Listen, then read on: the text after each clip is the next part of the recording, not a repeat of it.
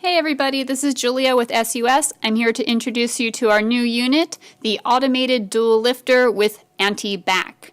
So here you can see a picture of the unit.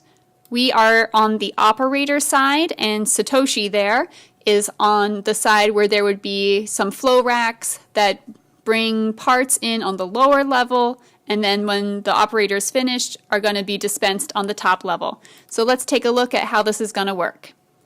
We're just using some cardboard boxes here in place of the customer's specialized jigs. So once there's 2 units on the table, the lifter is going to come up automatically.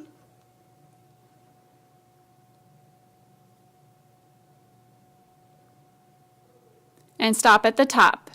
Satoshi's just going to take the boxes off there as if they had been dispensed by the operator, and then once the operator is finished, with a push of a button, we manually return the table down to the lower level where it'll be ready to receive new parts.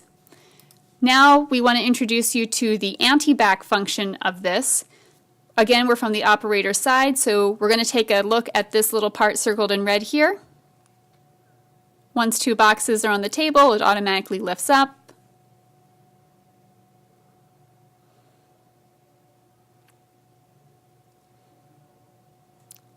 And you can see that the frame with the little wheel on it turns when it gets to the top. So now let's take a look at the Ante Back from the other side of the unit so you can see what's really happening. This is the part we're going to be keeping an eye on. This is called the Ante Back. And what it does is that it allows objects, boxes, jigs to only flow in one direction. So the operator is going to push the button, and there you can see that just as the table is lowered, the Ante Back is rotated up and it's in place to keep all of the objects on that table from sliding off of it during motion. Thanks for your time, and we hope to hear from you soon.